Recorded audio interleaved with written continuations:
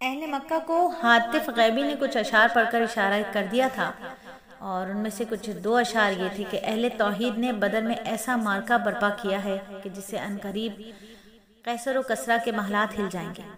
اس کی وجہ سے مضبوط پہاڑ چیخ اٹھے اور جس نے بطیرہ اور خیبر کے درمیان سب قبائل کو دہشت زدہ کر دیا۔ اہل مکہ نے کہا، حنیفیون، تو محمد صلی اللہ علیہ وآلہ وسلم کے ساتھی ہیں، کہیں ایسا نہ ہو کہ بدر میں قریش کا نقصان پہنچا۔ اور چنانچہ وہ لوگ جو تھے مکے کی گلیوں میں نکل آئے اور طرح طرح کے قیاس آرائیاں ہونے لگیں۔ اتنے میں حسیمان بن حابس خزائی آ گیا اور اس نے وحشتناک خبر کا اس طرح اعلان کیا، اے اہل مکہ، ابو الجندری مارا گیا، زامہ مارا گیا، امیہ مارا گیا، فلاں فلاں مارا گیا، فلاں فلاں قتل ہو گیا، قید ہو گیا۔ کفار کا ایک آدمی صفوان حتیم میں بیٹھا ہوا تھا، اس نے کہا، یہ خزائی پاگل بکواس کر رہا ہے، اس کو کچھ بھی خبر نہیں، تم اس سے میرے بارے میں پوچھو۔ لوگوں نے پوچھا، صفوان کا کیا حال ہے؟ تو خزائی شخص نے کہا کہ وہ حتیم میں بیٹھا ہے اور میں نے دیکھا کہ اس کا باپ اور بھائی ہلاک ہو گئے۔ اس خبر کی جب مکمل تصدیق ہو گئی تو مکہ مکرمہ میں صف ماتم بچھ گئی۔ لوگوں نے عاتکہ اور جہیم کے خوابوں کو سچ مانا اور بس پورے شہر میں قیامت برپا ہو گئی۔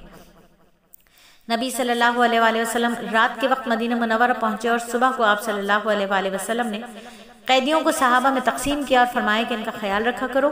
صحابہ خود بھوکے رہتے لیکن اپنے قیدیوں کو کھانا کھلاتے، حتیٰ کہ قیدیوں کو مسلمانوں پر ترس آتا تھا، لیکن صحابہ جواب دیتے تھے کہ ہمارے نبی نے تمہارے ساتھ نیک سلوک کرنے کا حکم دیا ہے۔ پھر عام مشورہ ہوا کہ آیا فدیہ لیا جائے یا ان کو قتل کر دیا جائے۔ اللہ تعالیٰ نے دونوں چیزوں میں مسلمانوں کو اختیار دیا تھا، لیکن یہ فرمایا کہ اگر فدیہ لوگے تو آئندہ جنگ میں تمہارے 70 آدمی مارے جائیں گے۔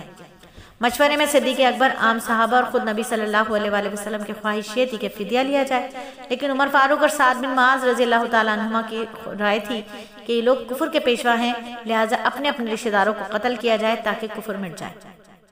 تاہم فیصلہ فدیہ لینے پر ہوا۔ چنانچہ مالدار پر 4000 درہم اور غریب پر اس کی مناسبت سے فدیہ مقرر کر دیا گیا۔ قریش نے پہلے کہا فدیہ نہیں دیں گے، لیکن پھر سب نے فدیہ دینا شروع کر دیا۔ نبی صلی اللہ علیہ وآلہ وسلم نے اپنے چچا عباس سے بھی فدیہ لیا اور چھوڑا۔ اسی طرح حضرت زینب نے جو اس وقت مکے میں تھی اپنے شوہر ابو العاص کو چھڑوانے کے لیے فدیہ میں وہ ہار بھیجا جو اماں ختیجہ نے اپنی بیٹی زینب کو بوقت شادی دیا تھا۔ نبی صلی اللہ علیہ وآلہ وسلم نے جب وہ ہار دیکھا تو رقت کی کیفیت طاری ہو گئی اور صحابہ سے مشورہ کر کے ابو العاص کو ہار واپس کر کے شرط پر رہا کیا کہ زینب کو مکے سے مدینہ روانہ کر دیا جائے۔ چنانچہ ابو العاص نے ایسا ہی کیا۔ فدیہ کا حکم اگرچہ اختیاری تھا، لیکن اللہ تعالیٰ کے ہاں پسندیدہ امر فدیہ نہ لینا تھا، بلکہ قتل کر دینا بہتر تھا۔ اس لیے فدیہ لینے پر بعد میں سخت وعید آئی۔ کسی نبی کو ایسا مناسب نہیں کہ اس کے ہاتھ میں قیدی ہوں، بلکہ قیدیوں کو قتل کر دینا چاہیے کہ زمین میں خوب خون ریزی ہو جائے۔ تاہم چونکہ اختیاری امر تھا تو عذاب نہیں اترا۔ اجتہادی معاملہ تھا تو مواخذہ نہیں ہوا۔